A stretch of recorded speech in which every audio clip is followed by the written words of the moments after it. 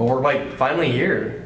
Like we've been talking about this for a long time. Yeah. We're like, we said like, oh man, I know how to do a podcast. And you're like, hey, dude, word. Like I actually have a podcast this Saturday, and now we're here. Like, dang. I know, and like. The funny thing about a podcast, like I was actually just saying right off camera, but I was like, I've been asked to do podcasts in the past, and I have never I never was interested enough to actually like follow up or try to make it happen. But I think it's been in a few unique situations. Like it's kind of strange because like the people who've asked me to do podcasts like were all for totally different reasons. Like, you know what I mean? You know me a little bit, so you know, like, kind of, like, diverse a few of the things I've done in the past. So, like, some were, like, maybe skateboarding related, or some were, like MMA related, or some were your college professor related, or whatever. So, there have been, like, I think 4 or 5 people who've asked me to do it in the past, and I never ended up doing any of them, so...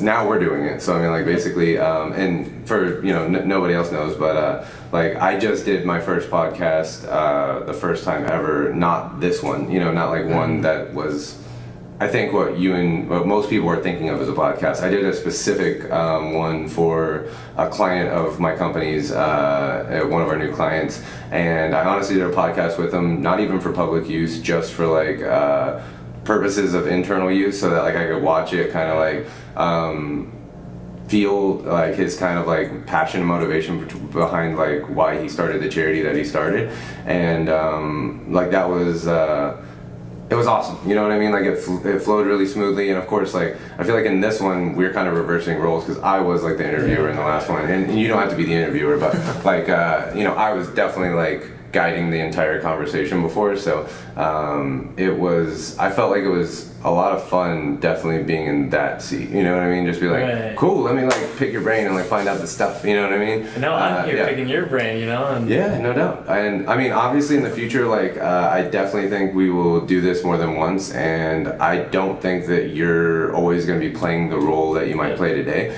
but because I want to bring other people on the podcast as well, so that like I can be the interviewer again, and but yeah, I guess like today we're gonna kind of do it the other way around, so rock and roll. So it's all about Ty today. We're all learning about you're saying like you had people ask you about doing an MMA podcast, like yeah, just like they wanted to talk to me because I was an MMA fighter, right? So like their I think the guy's podcast, the one that I'm thinking of, he did it on just things he was interested in, right? So he would try to find people that did things that he was interested in, you know what I mean? So he knew that I was an MMA fighter, so he was like, oh, I want to like interview you, you know what I mean? And I think he probably interviewed, someone who did rock climbing, you know what I mean? Or someone who did anything that he was like somewhat interested in. So that like, I guess I do enough quirky, interesting things that like catch people's attention from time to time that it's been a thing. But yeah, I've never done one, so. But let's rock and roll. But now we're here. Yeah, that's super cool. But like, so we're like talking about all these different names for the podcast, but like, there's so many things we could do and so many places we could go. But what was your kind of idea of what you wanted to do with our podcast? So, it's funny because the idea of doing a podcast, I think they always looked fun, right? So, like, definitely, I would say, I'm trying to think how many years ago I started watching Joe Rogan's podcast, but like, if I might be able to like nail it. It was definitely, I'm sure, I think he's in like the thousands now, right? So like his podcast is on probably like 2,000 or 3,000 or something like that. So many podcasts he's done, like a crap ton. He's like in the thousands, like maybe 2,000. I don't know. He's probably done like 2,000 podcasts. And I want to say when I started watching his podcast, he was on like number 300 or something, you know what I mean, or like 200. Yeah, it was like maybe in the hundreds. It was in the lower hundreds. He was definitely not in 600, 700, 800. Like it wasn't that high. It was like maybe like 123, 133, 200 or something. We're talking about Joe Rogan. Yeah, Joe Rogan's so like podcast, that's early. Man. Yeah, well, I mean, like they were definitely the quality of his camera was lower. Like it was I remember. What is like the oldest one? I mean, I did go back, like when I was actually watching them currently, he was probably on like like 120 or something, you know what I mean? Like that was probably the number that was like happening this week. But I definitely went back and watched some of the older ones because I'd never really seen anything like that. So that was the only podcast I'd ever heard of, watched, and it was because I was an MMA fighter that I actually heard about it, right? So Joe Rogan is super into MMA. He's like a commentator and he's a fighter, and it was like a Taekwondo guy. So that was like the first thing I ever saw, and it always looked like fun because like they were always interesting because like stuff gets talked about that you never would ever talk about in any other type of broadcast like form of video, you know what I mean? So everything is time crunched, edited, this, that, and the other, and that was just awesome seeing like, dude, it really did feel like you're in the room with like these famous people that he's interviewing, and you're just kind of like there, like a fly on the wall and stuff. So that is like the coolest thing ever. Like, you know what I mean? I really love that and enjoyed it. I've watched, a few other podcasts from other people for different reasons and stuff, but like that was my introduction to it. So I always thought it would be fun to be on a podcast, like just especially if it was like that, especially if it was also with really cool people or something. So that always seemed awesome. Like, but screw the podcast or the filming. I just want to be in a room having a conversation with those people. You know what I mean? Yeah. That's what I would want to do. So when it came to doing a podcast, it really just came up because like I own a marketing company, right? So and I've had, I have quite a few employees in the past that have had, digital marketing degrees, and typically, originally we did not do that type of marketing. So we did, we do like promotional events for charities, or I guess we could do them for products and services too, but my company's always done them for charities. But we do promotional fundraising events, and I personally am not like the social media guy. Like I definitely, of course, when I was a kid, like I was in, at the ground level when it first happened. So I had, MySpace, and I spent tons of time on there, like making a custom like page with all this like cool embedded HTML stuff. And then of course Facebook came out, and I used it a little bit. I mean, I think of this one called like Live Journal back in the day. It was just like, basically, you just wrote a journal entry, but it was public, like that people could read your journle. That's kind of creepy. Yeah, it was kind of. I mean, obviously, you wrote it kind of strategically for a public audience, but it was called Live Journal, and then let's see, what sort? Like, I mean, honestly, I don't even know what popular social. Like, I don't have TikTok. I don't even have Twitter. Like, not on the gram. Twitter was one that I do have Instagram. Okay. I have Instagram solely because a bunch of my skater buddies put like skate video clips and stuff on Instagram. So when people would show me like, oh, did you see this clip of like what Jimmy did the other day down the street? Like, here, check it out. So he would show me the Instagram, and I would be like, okay, like I kind of want that. You know what I mean? So I got Instagram to watch like my skateboarding buddies, their clips and stuff. And then I got, let's see. And then I don't really particularly like Facebook. I mean, it has its purpose. I love the idea of like, it working as like a yearbook, you know what I mean? Like of like having all the people that I went to high school with, like at least accessible to me. I don't really want to talk to them, to be honest, but I definitely don't want to know what they're thinking about right now. But I would like to be able to contact them, right? So for those like, granted, there's a time where I did somewhat enjoy using Facebook, just seeing what my buddies were doing around town or whatever. But ultimately, I feel like it had a negative impact on my life. Like I didn't enjoy it. It made me feel like my life was like less valuable or incomplete 9 times out of 10. I wasted a lot of time on it, and like it'd be one thing if you waste a lot of time on something and then but it feels like it has value for you. But if you waste a lot of time on something and then you feel like you're depressed about your life because you're not like your life isn't as cool or exciting looking as other people's or this, that, and the other, like I feel like that's the worst. Like not only are you wasting your time, but also like it's hurting you.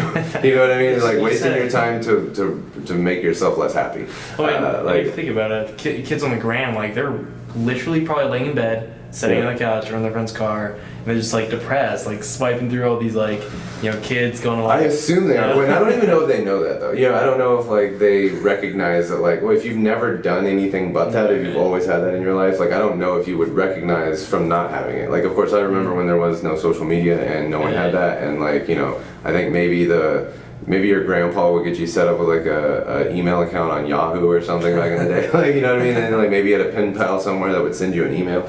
Like that's what it was like when I was growing up. So I know what it's like to not have it, and to not have it, and then to have it, and to see, like, to feel the effects of it, and then to be like, ugh, gross, like I don't really like that. My life is so much better without being on social media, but you know, the people who work at my company, like, they always, you know, they've always wanted to, I would say generally at my company, like, people really enjoy the culture, they like working here, but not everyone wants to do promotional events forever for charities. So like, you know, a lot of people will come into the company and use the company kind of like as a jumping off point to, you know, like, you just get their feet wet, get some job experience, maybe, you know, get some training experience, learn to train people, improve their face-to-face, like, marketing skills, you know, understand, like, impulse marketing better or something like that. But then usually, you know, if you are really interested in digital marketing or something like that, you're going to ultimately, like, you know, look for that job over time. You know, you've kind of proven that you work at a marketing company and you have a letter of recommendation, and you can go into that. Now, ironically, it's not necessarily the most lucrative field to go into. Yeah. But if you, hopefully someone who worked at my company and then went into digital marketing would ultimately start doing it independently, and you know, like, just pull in their own clients, and they'll probably make some pretty good money if they pull in their own clients. But anyway, so I have digital marketing whiz kids who come out of college with these degrees, and they were like, dude, we could, like, really enhance your company, you know, we could do this, we could do that. And like, right now, currently, I pay a group of guys that used to work at a marketing company 2 companies ago for me, and I worked with them, and they actually did that. Like, they did exactly what the kids who work at my company should be doing. They were like, hey, could we, like, you know, do social media for your company, and we'll do it, like, really cheap, and then, like, but if you know other clients or other people that we could work with, you could, like, recommend us to them. And they ended up building a pretty, like, successful company doing social media marketing and SEO for marketing companies like myself, like owned by owners by myself, and so I pay these guys to do my social media, you know, and they do my LinkedIn, my Facebook, and my Instagram, and then yeah, I think that's all I pay them for. They could do more. They would charge me more money, you know. So I pay these guys, like, not a lot to do my social media, and most of it is getting done already because we have, like, a group chat for the company, and we post our own, like, engaging types of things just to each other, and I just have them go in and pull those things and post them, and, like, you know, update our website and stuff like that. So I already have someone doing it, and everyone wants to get involved in our stuff, right? So they're like, you know, I could do this with your website, and I could do this, and I could do that, and I'm like, you could do it. I mean, that would be the extent of your work. I mean, that would take you about 2 days to do it, and then, like, we'd be good for 6 months. So, like, thank you. You know what I mean? Like, yeah, you know what I mean? Like, you could redo the website, I guess, but, like, you know, the website will stay the same for at least a year. So, like, cool. What are you gonna do after that? But they recommended that I should do a podcast. They were like, you know what, we really like your morning meetings are really good that you do for the company, and you are interesting, blah blah blah, but, like, you know, you should do a podcast. Now, fortunately, for me, one of my former kind of business partner, younger guys who was into digital marketing, we got together and we came up with a really good, like, just digital marketing plan for the company, and ways that because we already knew we were going to diversify the business. We were going to do more than promotional events, and digital marketing is obviously something that, while I'm not super, like, personally excited about it, I definitely know that a lot of the people coming out of college and working at my company are excited about it, so I'm happy to, like, help provide that opportunity in my company, and to retain some of our awesome talent that we get here, and have them be a little more satisfied with some of the work that they're doing. So I've always wanted to do digital marketing just for them and, like, their satisfaction, and like for you, and you know. But fortunately, one of my former guys, we did a really good, you know, basically, you know, I would say, like, 4-point plan of social media marketing for the company, right? And it was, like, kind of in alignment with some of the ways we wanted to diversify our business. So it was like, cool, you want to do, like, well, yeah, so some people don't know, but, you know, I've had, you know, I have had quite a few like ideas, and there were some that I just knew I was going to do anyway about where I wanted to take my company, and you know, he came up with a really good plan of like, all right, well, what if you didn't change anything? If you just kept your Facebook, your LinkedIn, your Instagram, but you also added YouTube, we could make a really good workflow and kind of like, I would say, the way I would describe it is like, you know, a narrative loop of, you know, content for your company that is engaging and would keep people engaged. And then, you know, honestly, he told me on a personal level, he's like, I think you're like interesting enough, and like your talks that you do are good enough, and they have enough value for people that I think you could actually like probably make money just talking about professionalism and, you know, business management and the things that you actually teach us in the company. If you just did, you know, podcast on that type of stuff, you could probably just make money from that alone. And I was like, I wasn't really necessarily getting into to like make money, but you know, it would still be fun. Like, you know what I mean? Like, I'm like, well, if we'll make more money with my company, then like let's do it. You know what I mean? So yeah, that's kind of why I wanted to do it. Was someone told me that I'd probably be good at it, that it would be beneficial for my company, and you know, I believed him, and that's the whole reason, you know, we're even here. But once I started to think about what would my podcast be about, right? I thought, you know, obviously it will have to like include my experience, my life, but you know, as I think that's why maybe my meetings on business management, or my meetings on company culture, or my meetings on whatever it is that I'm running for the company, I think the reason those are compelling or interesting is just because of like kind of my varied background and my experiences and the stuff that I've done in the past, and kind of like my philosophical worldview that comes across in the process of teaching that stuff. So it was like, let's make it about work or about business or about professionalism or about that as like the kind of focal point. But I think that it will come to life really just by kind of BSing and talking about it more casually, and just letting kind of like my own kind of perspective come through on it. So hopefully it will be engaging. I hope, you know what I mean? I hope it'll be good. Because like, I mean, if you think about it, you're like such an engaging guy. Like, you've done so many different things in the past, and like, I remember the times that we call and the times we network, and you help me figure things out in my personal life, whether it's with school, work, finances. Because I'm a young guy. I'm only like 22. And you're biting off a lot, though. Yeah, you know what I mean? Like, yeah, you got a business. I mean, a little too much of that, you know? Yeah. But I mean, you have all these different experiences that tie into life itself, because you can learn so much from skills such as MMA or photography that actually apply to real life situations. Yeah. And so like, I think that would be beneficial not only for like people that work for the different companies, but just general people. There's gonna be tons of people on you know, Apple Podcasts or Google Podcasts, or just look for a good podcast to listen to, and they're gonna hear some guy talking about the relevance between MMA and the professional work field.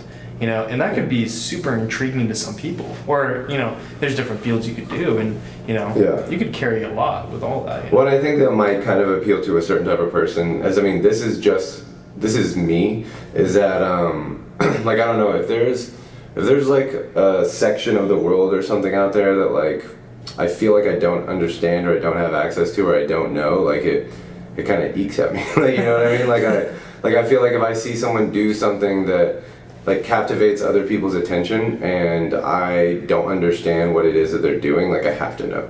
You know what I mean? Like, if another person can find this thing interesting, if they can get enthralled in it or know what it is, or this, that, and the other, like I have to know what it is. And granted, there are things that like there are things that are like that interest me, and then I go into them, and then I kind of like find out enough of what it is, and I'm just like, and that's the same old dumb stuff that's just like this other thing, and I don't really care. So there are things like, I would say certain social media things don't really excite me, because like they're like, oh, you haven't been on, you know, you don't TikTok? Oh my gosh, you don't TikTok? And I'm like, so what's the gimmick with TikTok? Like, what's so special about it? And it's like, you know, and then at first I'm like, so is it like how-to videos? Like, they're like how-to videos that anyone can make or something? And it's like, well, no, it's more than that. It could be this, or it could be that, it could be blah, blah, blah. You know, and I'm like, So it's regular old social media that happens to like kind of repeatedly seem to take a certain form, and like that's interesting, you know what I mean? Like I've seen some interesting TikToks, so I'm not gonna lie, people send it to me, but I don't have a TikTok account. Like I don't have the app, I don't look at it. I get TikToks sent to me from time to time that I watch, but like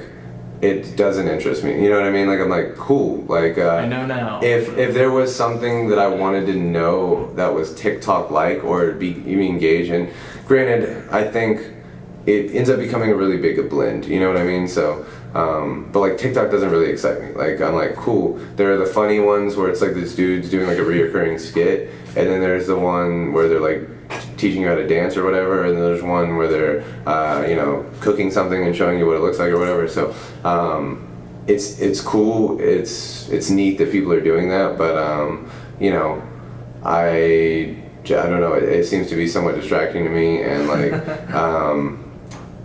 I feel like if I want to watch something novel, or like if I want to watch something that's just like gets me by a few hours or gets me 30 minutes of time dead, you know what I mean? Like I'm gonna end up watching like a science video or something. I'm gonna end up watching like, even if I don't fully understand it, like I'd rather be like learning about something that like I couldn't figure out for myself. Something that's like bothering you, something that's kind of like, man, I want to. Yeah. That's how you were kind of telling me about that. Like, I kind of want to dive into a little bit. You're talking about, this is like off the camera, we were talking about, I think about a few weeks ago, how you're saying when you were in high school, you were that kid that couldn't bear to not be a part of a certain social group. And you're like, man, screw these friends. You know, like, let's go with these cool kids, you know? Like, well, no, they weren't always cool. Like, you know what I mean? Like, it was almost anyone. Like, I feel like I don't know. So a little background on me is like, as a kid, like when I was really young, so like elementary school, like I kind of just like liked everything and everyone. Like I was a genuinely fairly happy kid. Nothing really got me down too much. In hindsight, like there was all kinds of like stuff my parents were probably fighting, and like I think I vaguely remember like them fighting at night or something. Like it was probably me like just kind of like not paying attention to the bad stuff happening in my house, which didn't get like crazy horrible or anything. Right. But you know, like my parents didn't get along. They ultimately got divorced. But like I honestly was just genuinely pretty happy. Like nothing really upset me, and like I thought that everyone in the world was my friend, and I thought I was their friend, and like it was not the case. You know what I mean? Like that was just unfortunately not true. And I feel like even early on when I was a kid, like some people did not like that I was just genuinely happy. You know what I mean? Like I was just in a good mood all the time. I was smiling. I had nothing really like to worry about. You know what I mean? Like I just not too much ruffled my feathers when I was a kid. And you know, that was the beginning of like someone who clearly was having like a really hard time in their life already in elementary school. Like their parents were maybe abusive or something was going wrong. Like they targeted me pretty hard. They were just like, that kid shouldn't be happy. Like, that kid doesn't deserve to be happy. He doesn't look happy. Like, you know what I mean? Yeah. Like that is not it. It started even then. It started in elementary school. Like, if someone didn't like me or someone was like had a problem with me, like it like got to me. Like I had to know why. Like I didn't want to like move on without it. You know what I mean? I was like, cool. They don't like me. Why? Like, what did I do? You know, I don't understand. Like, it wasn't enough to just be like, oh, that person is like, they're just mean, or they're just like, you know, a bully, or they're this or that. Like, I never categorized anyone as that. You know what I mean? Like, if someone was my bully, like, I didn't call them a bully. I didn't know what a bully like was. I was just like, no, that's like, what's wrong? Like, I gotta know what's going on. So like, any friction that I got in the world was like almost like unacceptable. Like I was like, why are we having friction here? Like why am I like rubbing this person the wrong way? Why is that, you know, why? Because I feel like I thought we would be friends. Like I like everyone. I don't have anything against anyone. Why would they not like me? So I think it kind of started then, and definitely that led me into meeting and hanging out with certain people. Like, you know, I was also taught, as much as I talk now, I talked just as much when I was a kid. So I got in trouble a lot, and I got sent to detention a lot for talking in class. And it was mainly to the teacher. It wasn't like to another kid on the side. Yeah, like it was like I was talking too much to the teacher. Like or just saying stuff that they did not want me to say. in hindsight, I found out that was probably because I was smart, but like the teachers did not really appreciate it. I didn't appreciate as much input from a third grader as I didn't really know what the hell I was talking about. So, but I ended up in detention a lot. So, and I met all interesting detention people. All my friends, my initial friends, met them all in detention. So. Nice. I always had a very diverse group of people that I was talking with even then, right? So I knew all the bad kids who were in detention. I knew all the other kids in my classes, and I would kind of have different people be interested in talking to me, and I would work my way around. And then the people who didn't want to talk to me, I'd like kind of almost bug them. You know what I mean? Be like, go sit by, I'm like, what's up, man? Like, how's it going? Like, yeah, like, and they were like, dude, like, leave me alone, I don't like you. What are you doing here? Dude, I don't like you, man, I don't want to talk to you. Oh. And I'm just like, why? Like, what's going on? You know what I mean? So, that's crazy. It kind of started, I think, even back then.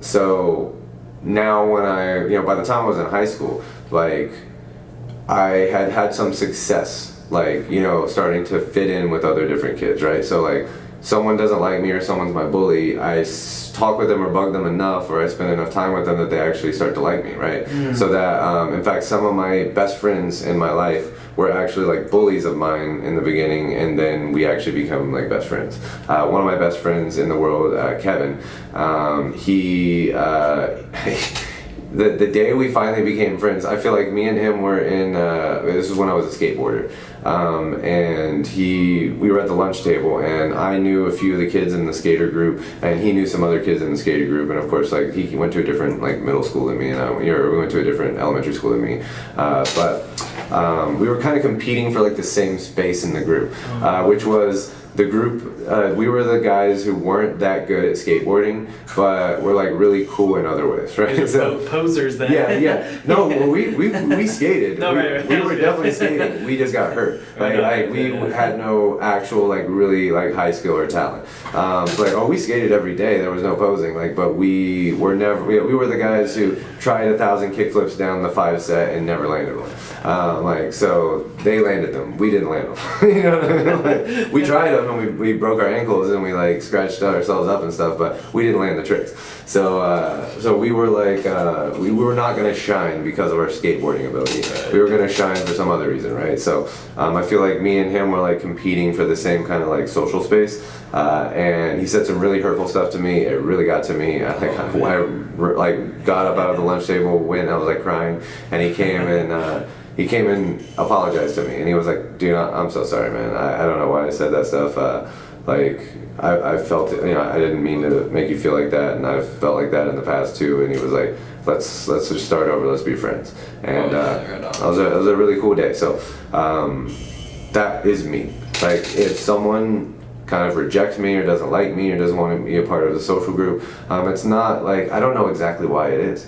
Like, I don't know why, like, it gets to me so much. Like, I'd say now I don't have time for that shit. You know what I mean? Like, so if someone, obviously I'm not going to try to like impress a group of 18-year-olds who think that I'm an old fogey or something. I'm like, I'm not going to like stoop to that level. I'm not going to like go back and do what I did when I was 18 so I can prove to them that I'm the same, like I'm cool.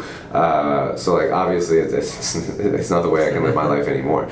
But yeah, when I was young, like, I got myself into every social group I possibly could. I wanted to be friends with them and for them and for them and them. And if someone felt like I didn't belong, it was like unacceptable. I had to get in there. Yep. Dang, that kind of like, I feel like that kind of roots into like the way you work as well. Because I remember you were telling us about you hired your employees because you liked them. And because you knew other people could like them. Yep. And I think that's a skill that you picked up from your past and you want to pass down to me as like your student or like, other people in our company that could use that skill and apply it in a very professional field. No, I hope so. And honestly, I would say there's some debate, right? Because like, can you learn to be likable or are you just that way, right? I definitely think you can learn to do it. You know what I mean?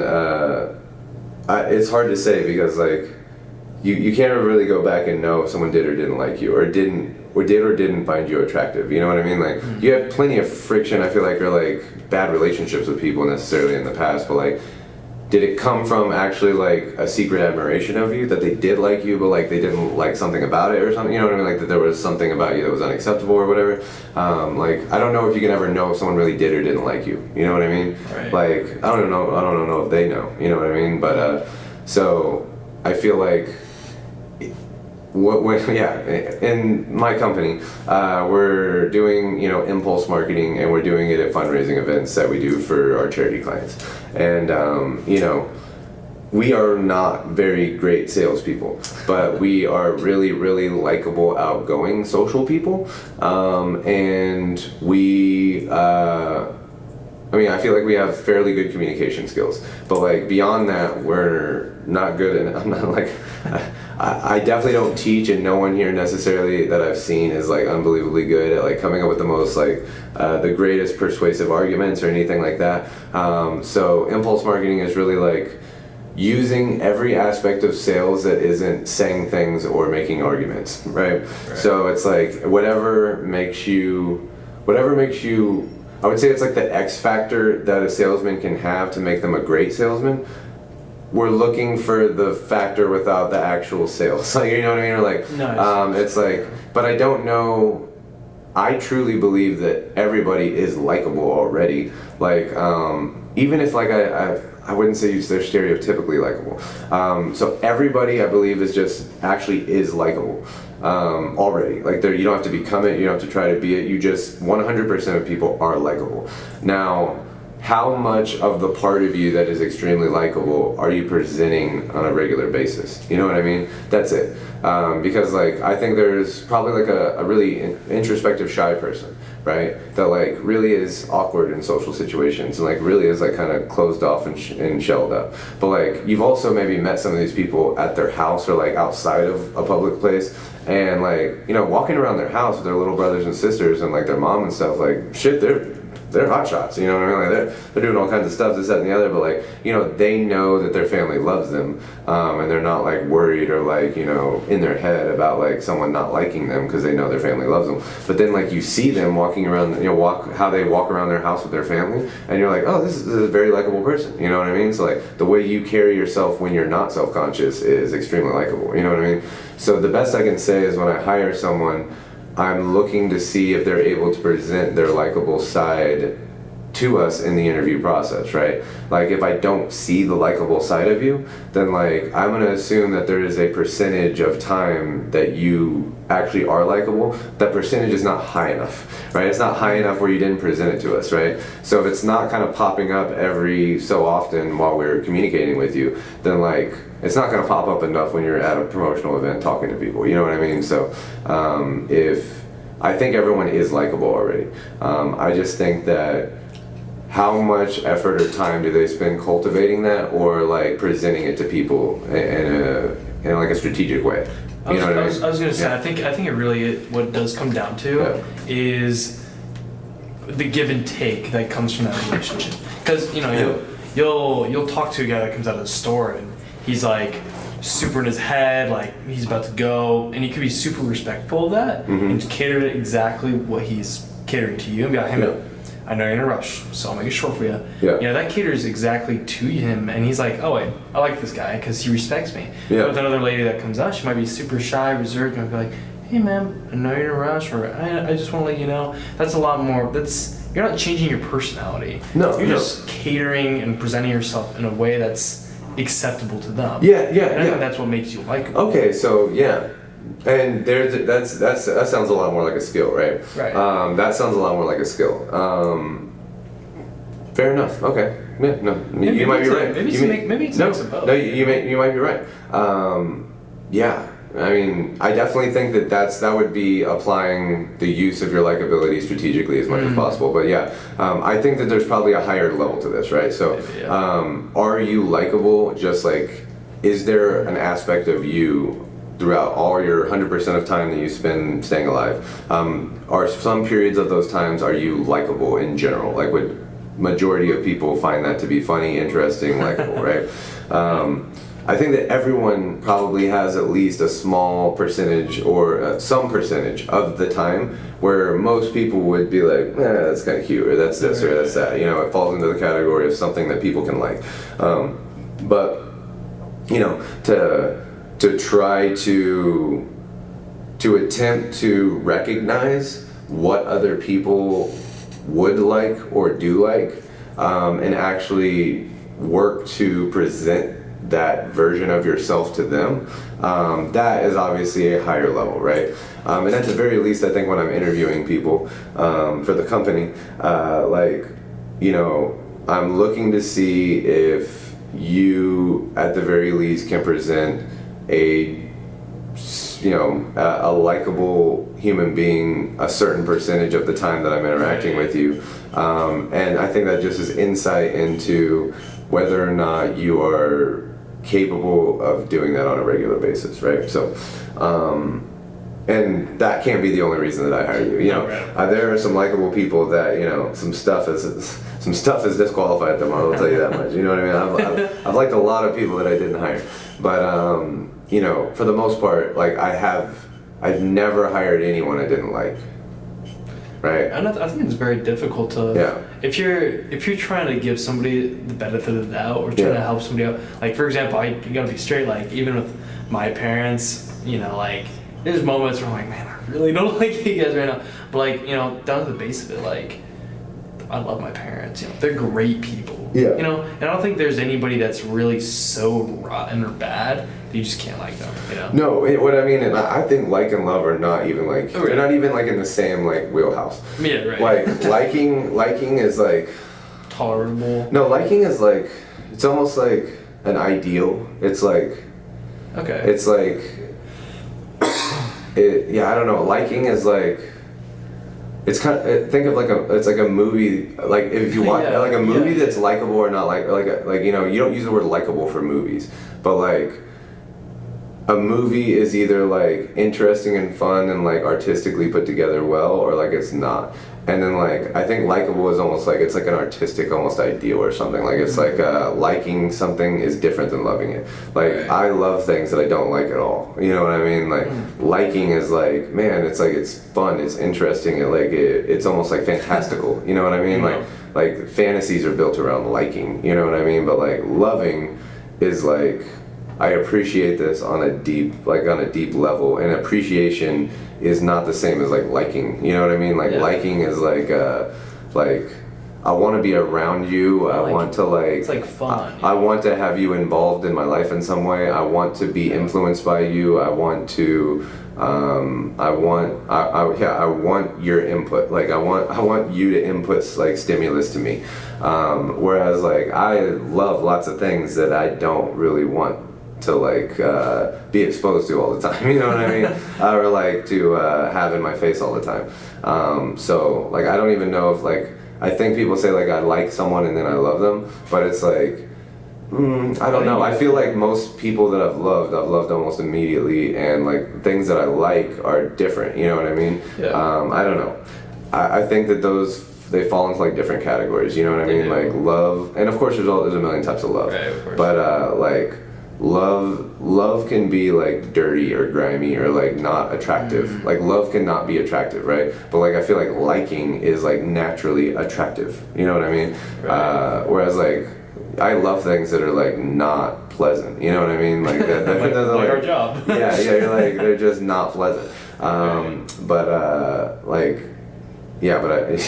So I'm not sure they're the same, but No, that's kind of what I was thinking. Like when I was thinking about the work I do, like working for you, it's like there's definitely some things I like about it, like some aspects of the work I do, the conversations we do, but in the end, I love it. The reason why I love it is because like I get to connect with it in a deeper level. It's more personal and impactful to myself. Yeah. But at the same time, it's kind of like a give and take. Like, of course, it brings the best out of me, but also brings the absolute worst. Well, it definitely brings the worst out of some other people. You know what I mean? And like, hopefully, I wouldn't say that I don't think this line of work has ever brought the worst out in me. Maybe. I would say it generally brings the best out in me. But like, I would say the act of doing the job can definitely present, like we get presented with the worst of people, I think, quite frequently, you know what I mean? So, and fair enough, like we're playing a game of like, attempting to influence the public in mass and like individual interactions to support a charity or to donate money. So like I think that just the idea of that is like gonna like it will potentially bring out the worst in some people. So yeah, but I like that you said that because that might, man, it's a really good way to say it. Like, thinking about doing field work, right? Like doing like promotional event sales events or something like that. Like I can see how you would love them but not like them, right? Mm-hmm. Yeah, like that seems like to nail it on the head. Because I think a lot of people would describe themselves as not liking doing field work. But like, yeah, like I think you nailed it in that regard, is that like I honestly have like a true love and appreciation for the work because of its effects, like its long-term effects, its short-term effects, like the effects that it has on me, you know what I mean? Mm-hmm. Like who I have become and the person that I am because I've done it, I love, you know what I mean? I love that. And like that love is like, it's definitely like it's a deep appreciation. Like it's a thankfulness. It's like grateful, you know what I mean? Like, I'm not, yeah. It's a good, like the word grateful really comes up with like when I think of love. Like when I love something, I am grateful that I've ever even had it or been exposed to it, that like it's there, that it exists, right? I am not grateful of things that I like. You know what I mean? Like things that I like are take it for granted. Things that I like are cool. You know what I mean? Like they're fun, they're interesting, they're neat. But like there are other cool things too, you know what I mean? Like right. There's a lot of things I like, you know what I mean? And love is more like, yeah, love, like I said, love could be like dirty. Love is like, you can love bad things. Yeah. Yeah, you couldn't possibly like a bad thing, but you could love it, you know what I mean? Yeah. Like because of what it resulted in, you know what I mean? Mm-hmm. But like liking doesn't often result in something. Like it doesn't result in anything. Like liking something a whole lot doesn't like change you as a person. You like it may actually hurt you really bad. You know what I mean? Like liking, I feel like allows you to put your guard down. You know what I mean? Like it almost relaxes you and it actually opens you up sometimes to like danger. Whereas like I think I love things that would never do that. You know what I mean? Like.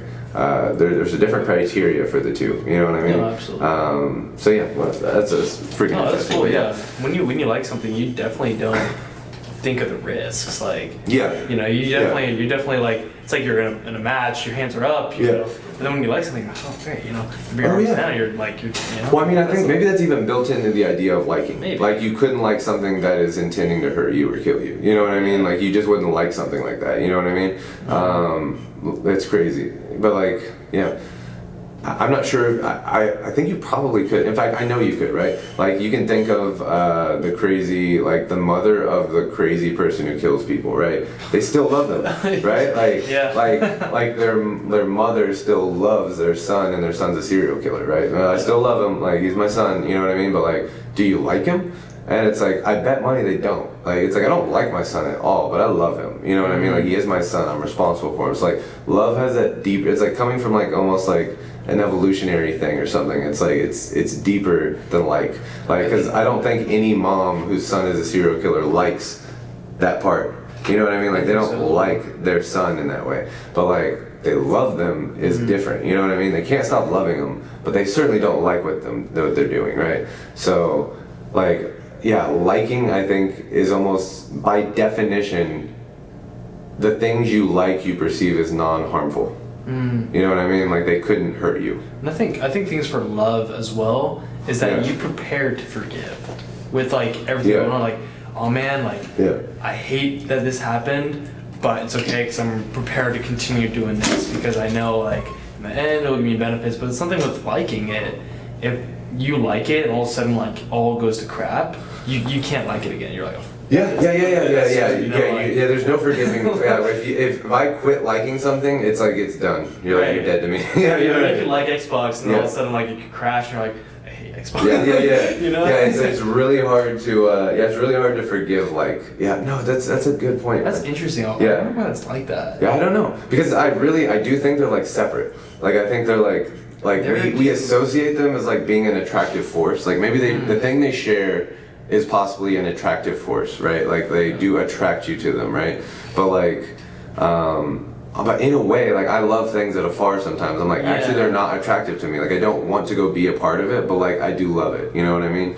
Like it's, it's weird. Like, so when you think about doing, fundraising events, like there are certain situations or events or like things that might happen to everyone who ever does it, right? So like you will often come in at the end of the day and you'll tell me about your day, you'll talk about, like, and you'll hear other people tell their stories about what their days were like or this crazy interaction they had with a person. And often I've had the same experience, right? If you do this long enough, you're probably gonna like share most of the same types of experiences that you're gonna have had, talking to the public, doing this type of thing.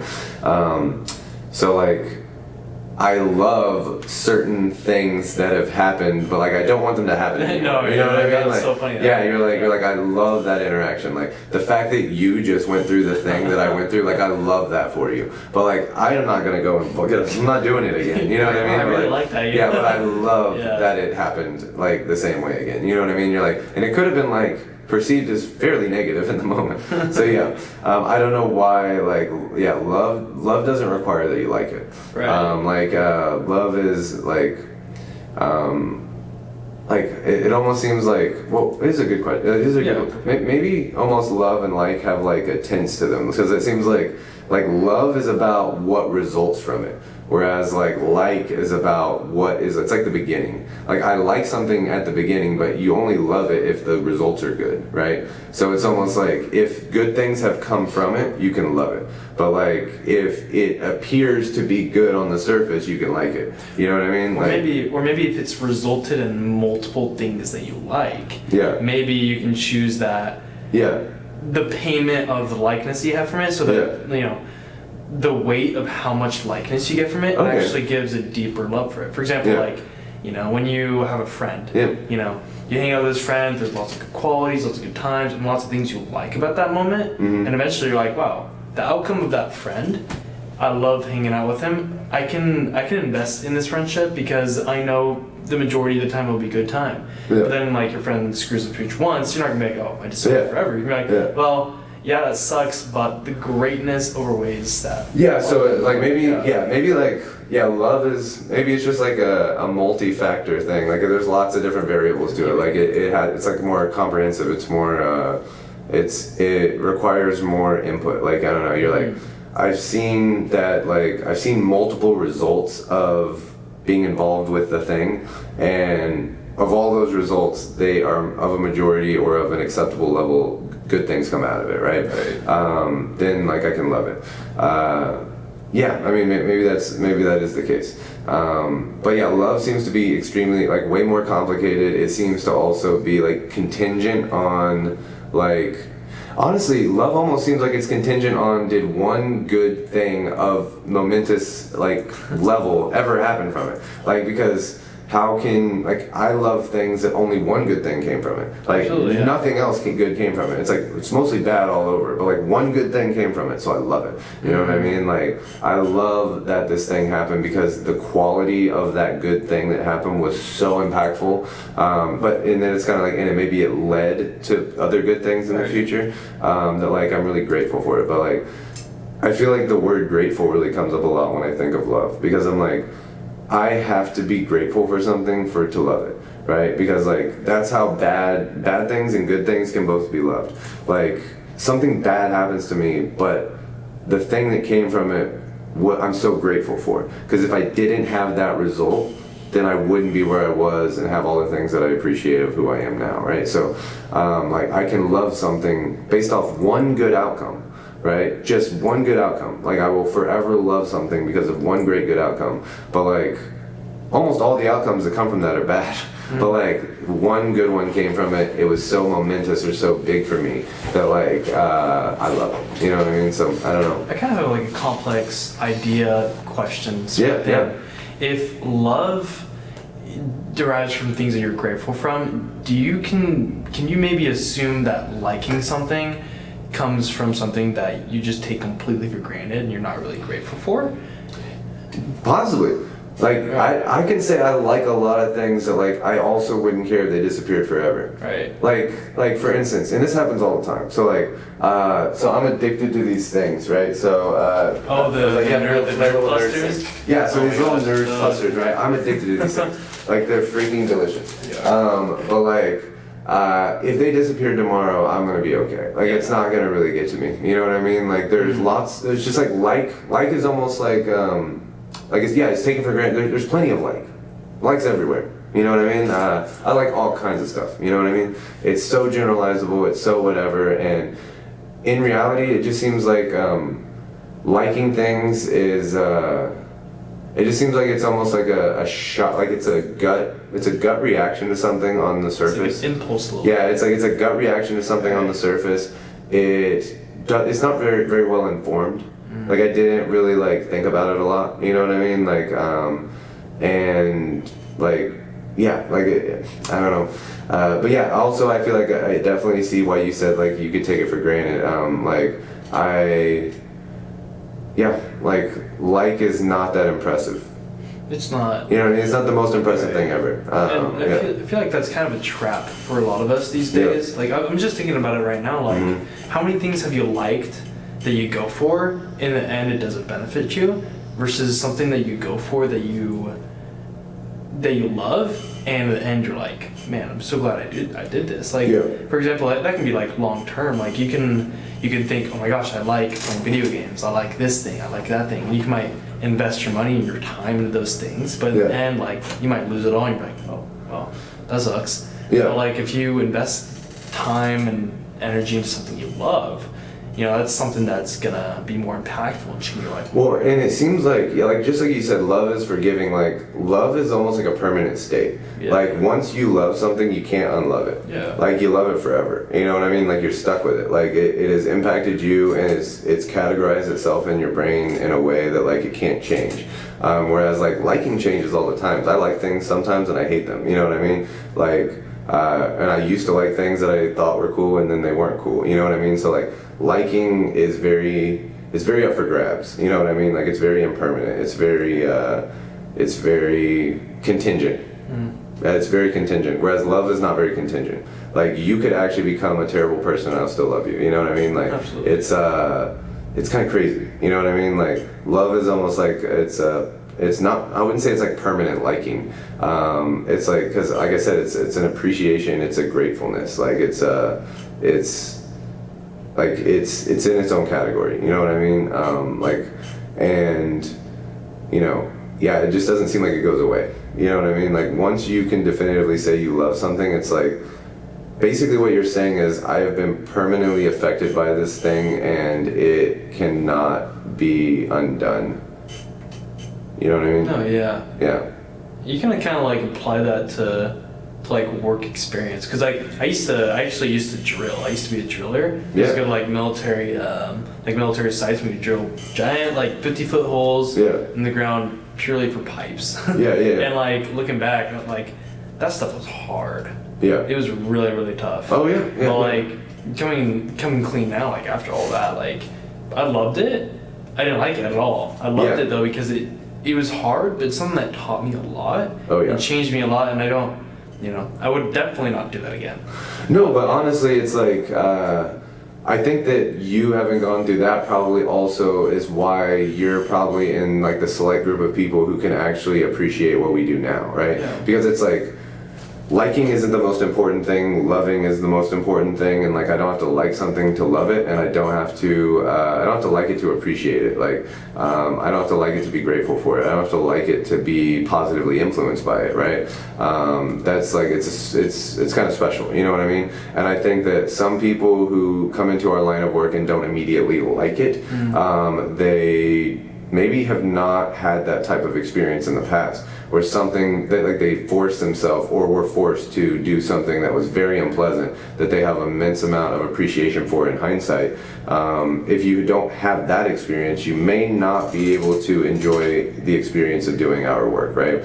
So, and that makes a lot of sense, because like, if you really think about my company and just our location that we're in right now. So in Oklahoma City, like, of the reps that work here, 3 of them are wrestlers, which I think is notoriously a particularly tough sport that is really hard on you, but you have an immense appreciation for it after you've done because of the toughness that comes out of it, right? So, and if I really think about the people who have really thrived and really done the best, often they have had an experience very similar to what you're talking about, where they've had some hard period in their life or some tough experience that they actually have an immense appreciation for. So to think about what we do and to say like on a daily basis it can be tough, it can be challenging, it can like not be the most likable thing, like it can be still good. You know what I mean? Like likable and good are not necessarily not mutually exclusive. They're mutually exclusive. So something can be really good yet you don't like it. You know what I mean? Yeah. And if it is genuinely good, you'll probably you love it. You know what I mean? So that's really interesting, man. I don't know if I've ever thought that deeply about that, but there's definitely places to go with it. We nailed something there, but yeah. So like what we were talking about before, though, we were talking about like not being liked, right? So being a kid and not being liked. I can genuinely say that I don't know if this was always there. Like I don't think I analyzed my own like thoughts this much as a kid, but like I can definitely tell. And I say this in my company all the time, that like doing our promotional events that we do, like we interact with hundreds and hundreds and hundreds and hundreds, and like at my stage in my career, like I have probably interacted with hundreds of thousands of people face to face at a promotional event, like fundraising for a charity or selling some random product or service or whatever the hell it was I was doing at the time. And like I can tell you that like I've always, and this is, again, it goes kind of deep a little bit, but like, I have a genuine, like, certain type of love for almost any human being or anything that exists, solely for an appreciation of the struggle that I know it has to go through to exist, right? Mm-hmm. So like any animal, any human being, anything, like, and I'm including serial killers and all the worst types of people in here as well. Like I have a sense of love for almost anything that can experience anything, right? So if you can feel pain, go through an experience, if you can do things, like if you exist and have any awareness of your own existence, like I have a sense of love for you, like it's an appreciation, right? And I could relate it similarly to, it's different, but like when,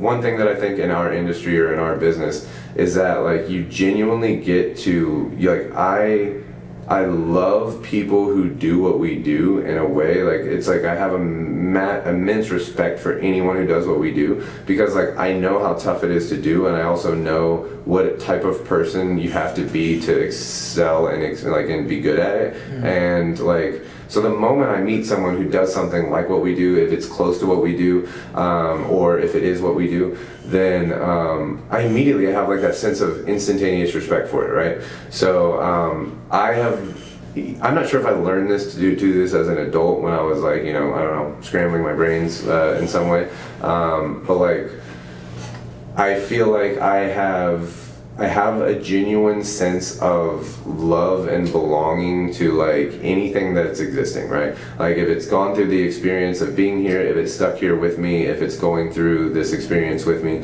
then like I love it in some existential way. And I've always felt that way even about every single customer that I've ever talked to at a promotional event. Even though some of them are awful, like they're not nice to us. Yeah. They like just spew venom and they like try to bring us down, and they don't appreciate what we do, or they tell us to get a real job, or they just say hurtful things, in relation to what the charity that we're representing is. Like whatever they craftily come up with to try to like ruin my day. Like I still love them in some way. Like there's some sense of appreciation of like it's almost like you couldn't even try to do what you're doing if you weren't going through the experience that I was going through. Yeah. Like I felt like I wanted to do what you're doing right now before. You know what I mean? Like I've not necessarily done it, but like I get it. You know what I mean? You're like, I get it. You know what I mean? So, like, I'm not sure if that's like a prerequisite for doing what we do, but I definitely think that it's what has established my longevity in what we do. And like, now there's very little that could happen at a promotional event that's gonna like shake me, phase me, make me want to quit, really like break me down in that way. I would say the only thing that could really break me down in that way, and probably for the most part in life, would be seeing someone spend an immense amount of time and effort and like a methodical planning process to attempt to hurt me in some way. Yeah. Like that I do find to be like, it hurts, you know what I mean? Like, because it feels like of all the things that could be going wrong in the world, which there's a ton of things going wrong in the world, like, I mean, so many things, like this place is like on a Tuesday it's just pure hell, and on a Wednesday it could be heaven, but like this place is like, it has the potential to be it's just the worst, you know what I mean? And like, of all the things that can be bad and that you can like target and go after and want to destroy and want to bring down, like, for me to be the thing that you have spent so much time, like, that you have like come to assassinate me in some way, like, that hurts. You know what I mean? Props to you, man. Yeah, you're like I can't believe like you spent a lot of time and effort going through this elaborate thing to try to like undermine me, humiliate me, or make me feel like crap. And I'm like, really?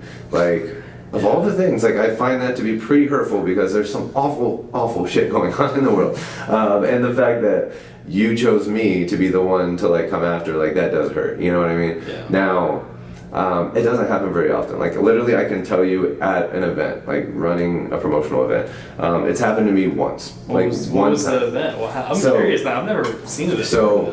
Okay, so I worked for a company. I work for a company in Salt Lake City, and my good friend Bobby owns the company. Now the company is sold, and he's opened another company. But when I worked at his company, we were running an event, and it was right before we got our first contract to do charity fundraising, right? And the campaign that we worked on was a car cleaning repair, or it was a car cleaning product. So it was like a dry wax. So it would like clean your car. You could clean your car with it, but it was also like wax. Our job was to do a demo for the customers. So we would clean 3 pieces of their car. We would clean the glass, the paint, and the rims of their car. So I had to do a demo for these people. And there was probably like a 60-year-old gentleman and his wife. And it was weird, because like, they were very pleasant. They were very nice. And I walked up to do my thing, and I was like, hey man, just so you know, we're doing a little promotional event. I'm supposed to clean your side mirror here. Do you mind if I clean your mirror? And he was like, no, go ahead, show me what you got. And I was like, cool. So cleaned his mirror, this, that, and the other. And I was like, I am supposed to show you, 2 other things. It does clean the paint of your car, and it also cleans the rims of your car. You mind if I show you that? And he was like, yeah, go ahead. Like, show me what you got. So I cleaned a little part of his car, and then I went and cleaned a part of his rim, and this stuff was really good. So it literally will take anything off of a car. In fact, if you leave it on too long, it will take the paint off your car. Like, it will take anything off the car. Wow.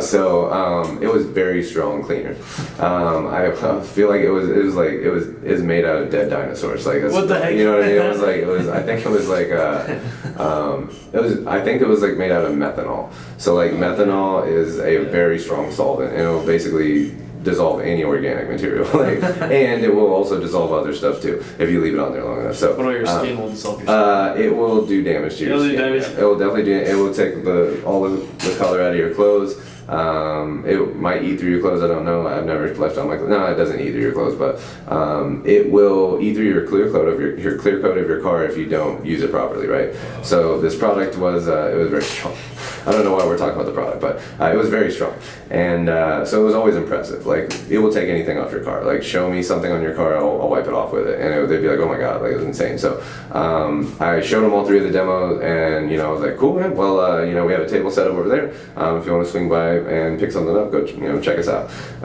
And he goes, yeah, thank you so much for showing that. And then he goes, Yeah, and also, thanks for making my car look like complete shit. I really appreciate you completely ruining my day over here. Thank you so much. And then he got in his car, and him and his wife looked at each other, and they started laughing, and they just started hysterically laughing right in my face. And then they drove off, and like we're just like they literally came to the gas station to pretend to like be nice and to pretend to be grateful for me doing this stuff for them along the way, and like they played along, and like we're totally like just playing, like we were playing along. It was like, to me it was like practically sinister. Like I was like, wow, my God, like this was elaborate. Like y'all really came to like put on a show. Like y'all came, you pretended, you were like engaged with me, you asked me if it would clean stuff, like you were really feigning to be appreciative of what the product did, this, that, and the other. Like it was very elaborate, and like they were really playing along.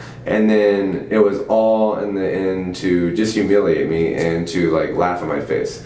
And I remember like I had been doing these events for like years, you know, this is like 2 years of doing them at this point. So in our industry, we would say that if you get like discouraged, or if you get like if you just give up on like your will to be successful at like hitting your production goal or whatever, we would say that you lost your attitude, or that you've gotten like negged out, that you're really negative. I was negged out to the max. Like I have not felt this way in a very long time. I had to immediately go take a break, and I just went and sat in my car, and and it took a while for like me to like process it. Like it took a while for me to get to me. Now it's not that this couldn't happen in some other way. It's not that it never happened, that I hadn't gotten frustrated or upset like this in the past. But I mean, I hadn't gotten upset and frustrated in like a year. You know what I mean? Like, and I've had backhanded compliments and all kinds of stuff, like all kinds of negative like interactions. But like that one got to me, right? That was really out of pocket. Because it was like, it was just the level of thought and intention, and like they really felt happy and justified in what they were doing, and it was like solely seemed to be extremely positive experience for them to attempt to humiliate me. And I mean, I wouldn't say I didn't feel outwardly humiliated by anyone, but I definitely was like, it messed me up, man. So that's the only thing I think could get to me. Like, now granted, that same thing couldn't exactly happen to me again because I don't do that promotion anymore, but like I could think of someone being able to really mislead me and like show a level of depth of forethought and meditation to like basically undermine me, ruin me, humiliate me, or make me feel bad, and like that still hurts. You know what I mean? Like, no, I feel you there, man. Like I had a very similar. You probably know about this. I had a very similar experience. Yeah, tell me. No. Yeah, it was like this guy came out, and I stopped him, I talked to him, and he had literally prepared. He's like, yeah, like, that's great. Well, I've actually been thinking about you guys while I was in the store, and here's all these questions I have for you, and I know you probably won't be able to answer them, so but let's just do this. And like he started going question after question after question, and I was answering all these great questions, and I had all these really good responses, and he, like every single time I gave an answer he wasn't expecting, he's like, oh, okay. Okay, that's great. I agree with that, but anyway, I don't agree with the thing. And then he'd keep going, and he kept trying to like get me at it. As soon as I got through all those questions, all of a sudden he completely changed subjects. It was no longer about what I was promoting. It was something totally personal about like personal belief of mine. And I was like, wow, oh man, like you're really going. Did he get religious? Like all of a sudden, man. Like all of a sudden, he just got religious on me. I was like, whoa, like where did that? I'm like, hey dude, I'm really not allowed to talk about this in my work. He's like, well, I listened to your spiel, so now you have to listen to mine. I was like, oh wow. I was like, wow. And then like, he said all these very negative things about me, and then he walked away, and I was like, sir, just to let you know, that was like, that was not a really good interaction, that was really rude of you. And he's like, excuse me, you're rude, and you're a dumbass. And I was like, whoa. Party. And I was like, man. Yeah. I was just answering this guy's questions, I was telling him I wasn't feeling comfortable, and he had gone out of the way, to make me feel bad about my job. He was unsuccessful. So then he made me feel bad about myself. And so I was like, wow, he took things to a very, very, and I was not ready for that at all. I was like, I mean, you don't go to work being like, oh, I'm going to talk to some guy about my religion today. You know? Or like, depending on your beliefs, you're like, I didn't necessarily feel like my soul was on the line today. You're just like, oh my God, and it happened today, and I got super night out because I was doing really good all day. We had gotten all these unpacking, we got all these little names that we got, and people were saying really negative things, mean things, being really rude that day. I had a really good mind that whole day. I was keeping it level all day long. That one comment, instantly, I was out. I could not. And I went in the car, I went up to my coworker, and I was tearing up, like, man, wow. That guy took it really personal. Like, I'm gonna go roller skating with my coworkers for a team night. It's over, but man, like when he said that, I was like, some people are just out there. Well, dude, and I feel like I don't know what the outward, I don't think it's weird. Most people's opinions about us or someone like us who's like, a face-to-face direct marketer in some capacity somewhere, I don't think, obviously they don't have the most well-developed opinion about us because they think about us very little and they see us very little, right? So it's like, cool, you're the guy at the kiosk in the mall or something, or you're the people who were over here doing the X, Y, and thing, or the charity fundraiser people over here, the whatever, you know what I mean? So they have a very limited understanding of who you are, what you do, what your skill set really makes you capable of, what else you might actually do in addition to what they might see at the little promotional event or whatever,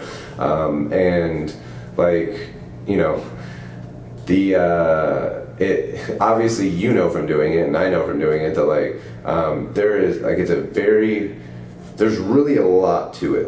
On the surface there's nothing to what we do, but on the inside, behind it, the psychology, everything that it takes to be good at it, to do it, there's a ton that goes into it, you know what I mean? So there's a ton of self-control and understanding of yourself and understanding of human nature and the ability to be emotionally intelligent and read people and all these things that go into it.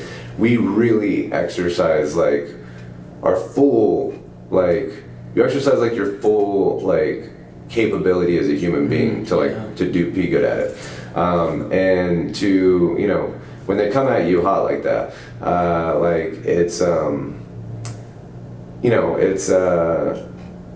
it's definitely just an indication of it's crazy how much I think they probably have it wrong. I think they probably think that we don't care at all about the people we talk to and that we just are greedy or we just want money and we just want to bug people and we just want to do this or we want to do that, and I would say it's genuinely the opposite of that. That we're probably the most sensitive and emotionally intelligent people you could possibly imagine. We really care about people.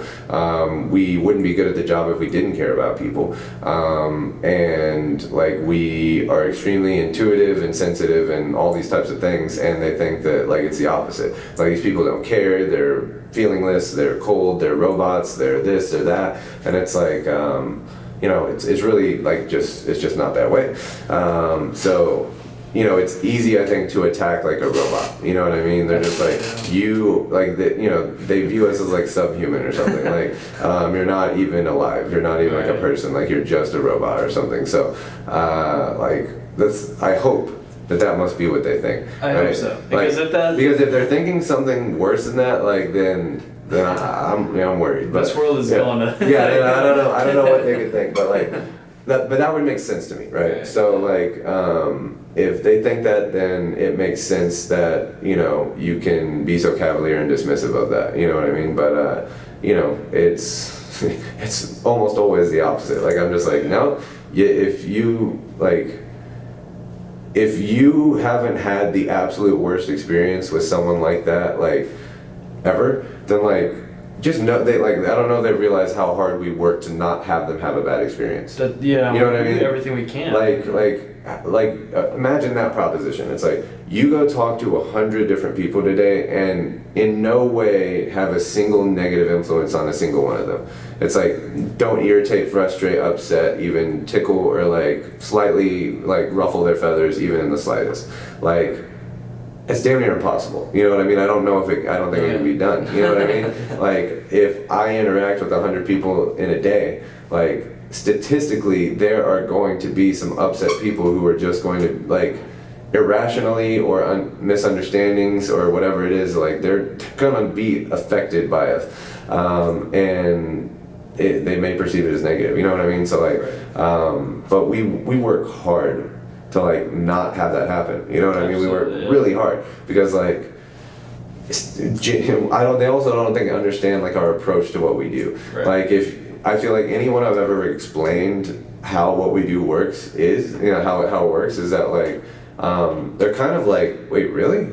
Like that's it? And you're like, yes, it's just like a statistical fact that this many people are going to donate if you interact with them in this way. And like, you don't have to be the one to donate. Like, I don't go out there to make you feel guilty. I don't go out there to make you feel bad. I don't go out there to use reverse psychology on you or this, that, and the other. Like, statistically, I don't need to do that. Like, enough people will donate to a charity or buy a promotional product or do whatever the hell it is that I might be running, you know, whatever event that I'm running. Like, enough people are going to do that where we don't actually need you to do it. Like, and I don't think that they realize that, like, we know that and we don't really care if they buy it or not. You know what I mean? Like, but, you know, they seem to they think that we think that, you know, like there's this weird like bouncing back thing where they're like, these people don't care about me and they this and they're just trying to get my money and they're this, that, and the other. And it's like, I'm just trying to let people know about the thing that's being offered at the promotional event today because I know statistically 20 to 30% of people will take advantage of it. Like, that's it. That's all I'm trying to do. You know what I mean? Like, I don't care if you're the one. I don't care if you're the 20 or 30% of people who do it. But I do have to let everyone know because if I do that, 20 to 30% of people will take advantage of it. So, like, and I'm going to do it in a very considerate way where I try to adapt every single aspect of my output, every bit of my communication to try to be non-offensive, non-upsetting, to not be pushy, to not be this, to not be that. Like, we put so much effort and emphasis into not doing that, and I think that, you know, it's impossible clearly because we're trying really hard to keep that from happening, and then it still does. So I don't think that they realize how much we work to not do that, but yeah. But anyway, so we started with you know, me not being disliked by people, right? And I think when it really comes down to it, this part, the part that's just like kind of me, or like, you know, why is that important to me, or how does it affect me? It's like, I feel like I've got two things about me that really, I think that contribute to that or make me feel that way. One is that, like, I really like I don't like not understanding things around me. I really like everything to kind of fit into a clear picture. And I feel like when you're young and you have to be like this, like your view of the world is very chopped up into pieces, you know what I mean? You're like, this is school, that's what school is like. This is like home, that's what home is like. This is like what mom is like, dad is like, you know, you have like these really just chopped up loose categories of stuff, and somewhere along the way, it really nags at me to not know things. Like, I don't know why, but like it nags at me thinking that there's someone out there after, you know, out to get me, and it nags on me that like there's something that people can understand or know that we don't know or I don't know. Now, it's not like it gets to me really bad. Like, I go to sleep even if I could theoretically know everything, the limitations of my brain don't allow me to actually conceive of it all at once anyway. So like, even if I knew, I understand everything, like the horsepower of the brain like can only access so much information at once, and I can only conceive of so much stuff at once. So like, I always feel as though like there's a lot that I don't know, you know, I'm not aware of actively, but like, you know, the idea that there are things that are knowable that I don't know, like, ekes me a little bit. And I think that also is why the idea of someone behaving in a way that I don't understand is also that, you know, like, ekes at me, right? And I'm pretty sure it just comes from the simple baseline of like safety, fear, and like I want to feel like I can predict things coming my way and like you know, respond to them, right? So it's not, I think it comes from a very simple place, but I would say maybe it's just uniquely me or people like me or whatever that like maybe I'm intelligent. I'm like intelligent enough that I know what I don't know. You know what I mean? And it's like that. Yeah, that bugs me. You know what I mean? Like I can tell you, I'm far from the smartest person you'll ever meet. Like if you put me to the test, I'll fail most of them. Like I don't like. I feel like in my like opinion, like there are so many things that my brain just doesn't do very well. Like I do not do math very well. I do not do certain things very well. Like there are lots of things that I don't do very well. But like the one thing, if my intelligence is like anywhere that it kind of matters, I'm extremely reflective of my own thoughts and feelings. And I seem to understand people pretty well. Like when it comes to like communication in human beings, I seem to understand that stuff pretty well. Everything else outside of that, like I don't understand very well. So, like I definitely don't think I'm the smartest person. But since there's all this stuff that I can't understand and know, when it comes to people, I seem to be extremely good at predicting what they'll think and do, or what they might be feeling. And I mean, I'm definitely not perfect, and many people will point out when I am wrong. But like, I'm pretty good. If you give me a certain subset of information about a person and you let me observe them for a brief period, like I am pretty damn good at figuring out what they're thinking, what they're feeling, what maybe some of their intentions are, and I can also kind of like extrapolate what must have happened in the past for them to be that way, right? So like that's something that I've always been really good at, and I think it probably would have made a decent therapist. I would have made something that would benefit from me having insight into the way people think or feel. Now obviously the job that I have now does benefit me in that way, but like I think anyone would be benefited by that. But when it comes to like physics or math or anything or how things work, like I am constantly frustrated by gravity. Like I don't even know why stuff slides off like the table in certain ways. Like I just, so much stuff like frustrates me and upsets me in simple ways that like show my actual ignorance in many realms of the world. But because there's so many things that I can't really know about the world, I seem to always come up with like, I produce products or I come up with good results when I go down the path of understanding people, right? Like I seem to figure it out and nail it quite frequently, to the point that people sometimes will like, I don't know if you ever had this, but like people will give me like a spooky weird look on their face that they're like, how could you possibly know or think that I could think and know that right now? Like, I mean, like you are literally reading my mind. And I'm like, I truly can tell you that like from my perspective, I am not like it's like totally was like, you know, to me it was like I'm trying to predict the plot of a movie and I'm guessing at it, you know what I mean? Like that's what it feels like to me. I don't read people's minds, but like that's where I think my intelligence comes up. So I've spent a lot of my effort going down the path of understanding people, why they think and feel the way they do about me, and through that, I feel like I can predict people's behavior pretty well, and that has been pretty useful for me in my life. So, like, if there is intelligence that I have, like, it's that. And I think I even run a meeting on the forms of intelligence, right? And I say that, like, I think I've got good emotional intelligence, interpersonal intelligence, intrapersonal intelligence, and collaborative intelligence, right? Like, those are my forms of intelligence. That's that you find that in interpersonal theory. That's one of my classes I'm studying is interpersonal theory, and we learn about intrapersonal communication and interpersonal communication. Yeah, of course, yeah. And you know, intra is like, I seem to have I know I obviously don't, I have no way, I'm the opposite of ADHD, right? Like I have the opposite of it, whatever it is.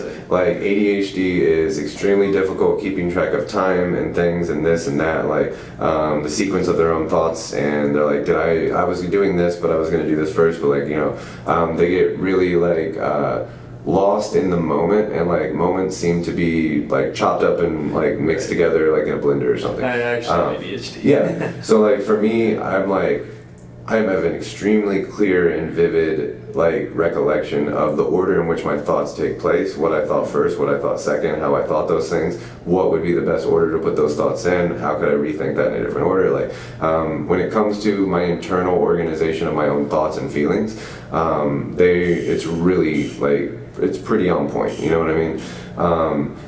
in a way, I actually have a pretty conventionally bad memory in some ways. Like my memory is not extremely useful in some ways, but like if it is a recollection of what I was thinking or feeling in a chronological way, like I'm extremely sharp with that. But like if you were to ask me, you know, what order of things happened in the day that I didn't think too much about and like didn't ever really ripple much of my thought process, I have no idea. You know what I mean? Like, so I don't remember, my memory is not the best of the external world and what order things happen and out there. But like inside, very good recollection of that stuff. So, you know. That's really cool. I think it's really cool because all your experiences kind of build into like just understanding who you are. Yeah. But I have a question. Do you feel like you've learned to understand yourself to a point where you can kind of predict how other people are going to act or react based off yourself, or do you think it's just by knowing other people? It's. I think it's myself. Yeah. Really? Yeah. I think it's myself. And that's why I seem to be able to get along with many different groups of people very well, because like if I can think that way, then like I can understand someone who's thinking that way, right? So and I have a pretty flexible way of thinking. Like I'm really good at like as far as, you know, my, like I said, my interpersonal and my intrapersonal connection. So that was interpersonally, I'm really good at like mimicking and mirroring people. So like I'm really good at like starting to put myself in your position and thinking about the way you're thinking. And if I start thinking that way, then it's messed up because like I will be able to predict most of your behavior. Like, so if you allow me to mimic and mirror and stick around you long enough, I will start thinking like you. And once I start thinking like you, then I will be predicting your behavior pretty well.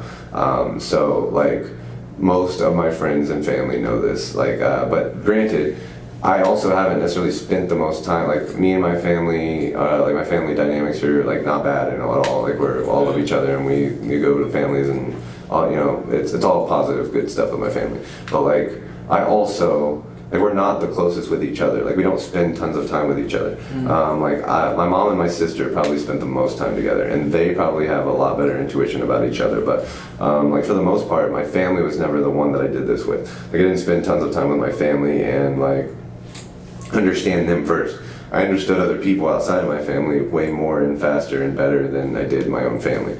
In fact, they still mystify me sometimes. So like. It's not that I did it with everyone that I ever met, but like when it happens, when I do start to synchronize with someone, like I'm really good at predicting their behavior. So like most of my friends would report that I am pretty like shockingly accurate at predicting sometimes what they think and feel or are gonna do. Whereas with my family, I often don't. Like I haven't invested a lot of time knowing what they think or do. And I think that's partially just like, it maybe even goes back to the liking thing. Like I love my family, like, and that is just a permanent state. And I haven't seen a need to like try to negotiate that relationship in any way. Whereas with people outside of my family, like we might like each other, but that might not last forever. And if I want someone to continue to like me, I have to understand them. I have to understand what they think and how they predict and this, that, and the other. So like the exercise of like understanding the way someone thinks so that I can predict what they might do or this, that, and the other, I would say that's like more tied to liking with me than it is with love. You know what I mean? Like love is just there. I don't have to think a lot about it. I don't have to understand it. I don't have to like examine it, and it's not going anywhere. So like liking is a fleeting thing, and if and I would say is like as me as a person and the way that I get things done in the world, like referent power or liking is my main power base. It's the way that I make things happen in the world. So like if it's always been my first and chosen power base, right? Mm-hmm. Like if I have authority over someone, I don't like to exercise it. If I am an expert, I don't really like to flex it on people. If I could offer you something or reward you or coerce you with something, like I typically don't do that either. Like referent power or the power of like liking, like that is my influential power base. Boom. Oh, Man, dude, we went down the rabbit hole. So It's crazy. So I think we had no idea like what our podcast was gonna be like. You know what I mean? But I can tell you that if all of our podcasts were just what we just did, which is kind of like,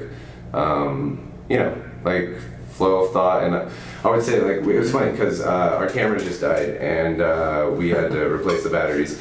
And thank God they died, because it was like, I think we were right there at the limit of like, okay, like we took this concept, we drove it to the end, and it's funny how your brain like starts to like give you like signals. You're just like, no, we flushed out like we had exercised our like horsepower to the limit of what we can, and like I think we have flushed this out as like much as you've got to flush right now. So the batteries, the camera seemed to agree with us. the camera told us like, man, the camera was like, bro, like they can't take anymore. So thank you, battery.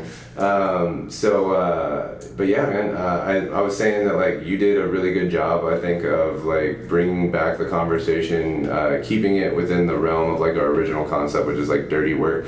And obviously for those of y'all who don't know, which I'm sure just over time you'll find out more about what we do and like what our jobs are. We try to do our best of like, to explain it to someone who's like might be listening, what we do. I think it's interesting to use the insight of what we do as a job to kind of like examine that type of stuff. And it's funny because like on the surface, I think what we do as a job is like, it's kind of simple, stupid. It's kind of like dumb. It's kind of like obvious and I will always say it's simple, but it's not necessarily easy, right? It requires a lot of you. You have to put a lot of effort in, but like it's actually pretty simple, like, right? It's not the most complicated thing on earth, but like to really flush out like some ideas that like it's a deep job though. You know what I mean? Like it's kind of a deep job. Like, you know what I mean? That's exactly what I was gonna say. Is like for you in the conversation, you cater to all the deep theory. I only have a few things to say. It was you that was driving all the theory, all the terminology. And I think with the job that we do, it is simple, but like the reason why we're doing this job is to learn, and there's so much to learn from it. There's things to learn about other interactions with other people, how you react, your attitude, your level, your mindset. And I think there's so much that goes into such a simple job, but like such an interactive job. Oh yeah, like, well, I mean, it's I think it's no mystery that like our brain, has evolved like to really like leverage its horsepower to like this social interaction thing. You know what I mean? Right. And like we can't really get outside of it in our lives. But like, your brain has been programmed and designed and like replicated millions of times to like to understand other people, to think about other people, to like leverage the insight that you can get from understanding other people, and like to use it to survive, to thrive, to retire, to do whatever it is that you're gonna do.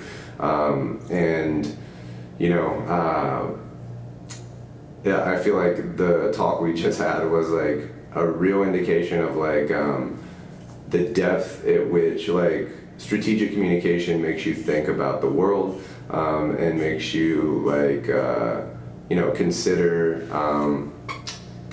the meaning of what we do all the time. You know what I mean? So it's definitely deep, and like I said, maybe our brains evolved for a reason, but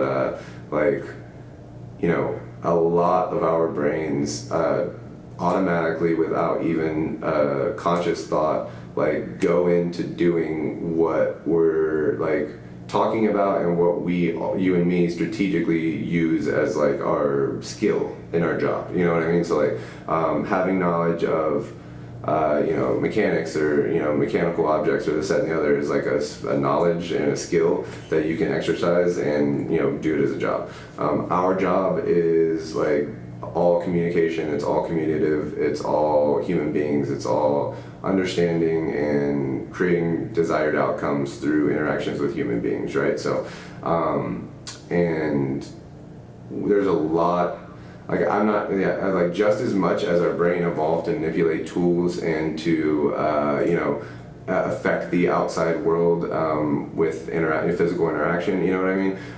Like clearly that evolved first, but like we are using a part of ourselves that also evolved to do some sort of work in the world, and like we do that work instead. So and as someone, as you mentioned, like you in the past appreciated the physical work that you've done and like the mechanical, like the attempt to, you know, like use physics and your physical like abilities to like manipulate the world to create something.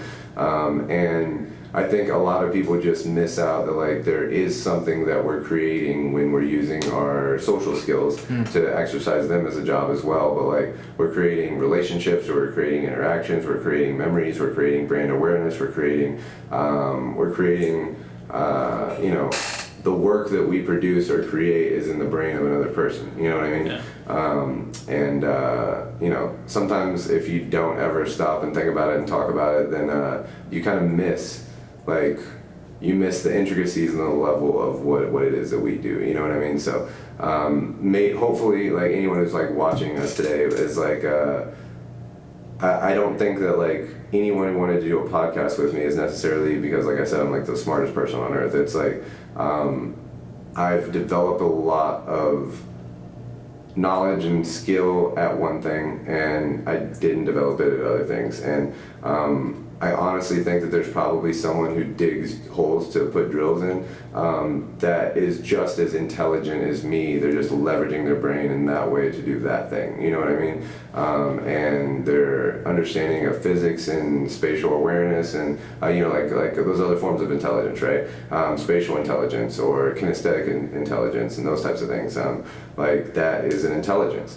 And I respect it, of course, and I might have a tiny bit of it, but like, you know, other people have it in spades and they're using it and they're generating their, you know, living off of that. So, but, you know, I think that maybe why people have wanted us to do, or wanted me to do a podcast and now we're doing one, is just because, you know, like it makes for good content. It's just like, Yeah, it does. I just happen to be able to say it, and words are the format of the podcast, and you know what I mean. Like,